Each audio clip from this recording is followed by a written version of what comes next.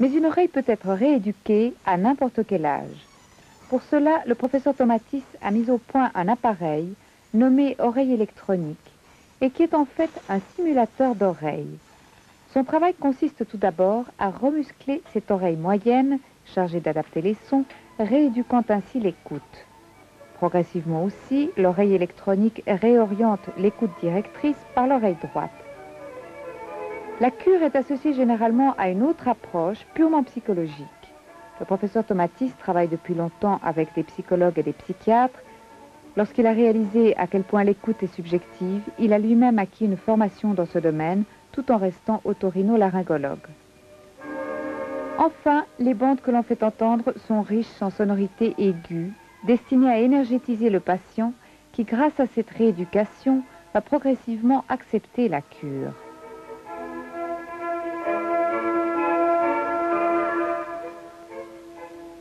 La chance pour nous, c'est de pouvoir utiliser la voix de la mère. Nous pouvons le faire. Rien ne remplace la voix de la mère. Elle a un impact que rien ne peut apporter. Même si la mer a été rejetante, même si la mer est difficile, nous savons écumer ce qui est mauvais, si je puis dire, pour trouver ce feeling de fond, cette sorte de liaison amoureuse entre la mère et son fœtus, ce côté maternel, si je puis dire, qui existe en toute femme. Et il est bien évident que si nous avions la chance d'avoir une mère idéale, ça nous arrangerait bien, mais quelle est-elle? C'est difficile de déterminer. Si nous n'avons pas la mer, et de toute façon après la mer, nous passons à des musiques. Et toutes les musiques n'ont pas la même valeur, ni le même impact non plus. C'est toujours Mozart qui nous donne le plus de résultats, quelles que soient les musiques que nous essayons. Pourquoi? Mozart, pourquoi? C'est une question que je me pose tout le temps, qui revient.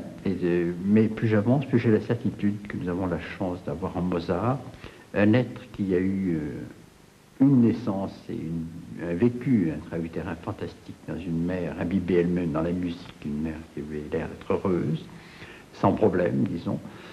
Et sa naissance ensuite a été impliquée dans un milieu musical et son système nerveux, pour nous, a eu la chance d'être codé dès le départ et dans un bain musical rythmique.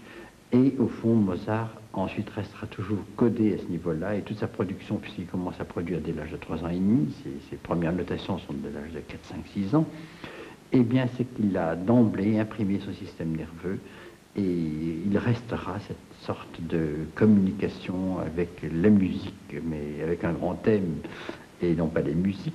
Il semble être vraiment branché sur ce que l'univers peut chanter.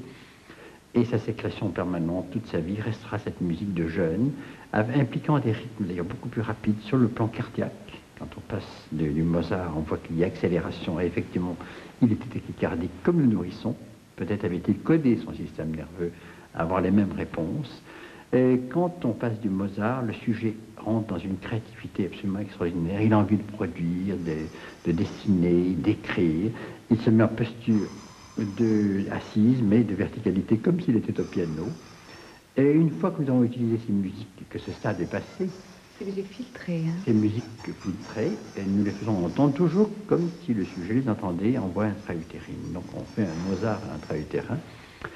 Et puis à la sortie, puisqu'un jour la naissance ça se fait, et quand nous voyons par les dessins, par la clinique, par tout ce qui se passe, on pense que le moment est opportun d'accoucher. Toujours est-il qu'à ce moment-là, nous faisons ce qu'on appelle l'accouchement sonique, c'est-à-dire qu'on défile peu à peu pour passer de l'audition intra-utérine à l'audition qui se trouve aérienne.